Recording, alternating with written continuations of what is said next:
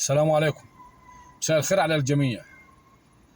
أنا هتكلم في موضوع وأتحدى أن يكون حد اتكلم فيه قبل مني من بعد هذا التاريخ، وهو أخطر استثمار على وجه الأرض، وخصوصا لما يكون الاستثمار ده داخل جمهورية مصر العربية، وهو استثمار المطاعم.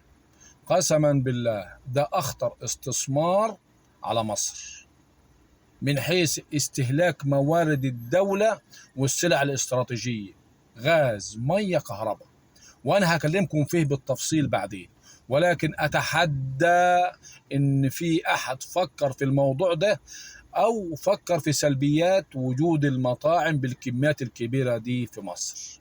ولما تعرف الأسباب والسلبيات بتاعة المطعم قسما بالله هتكفلها. وتحياتي للجميع.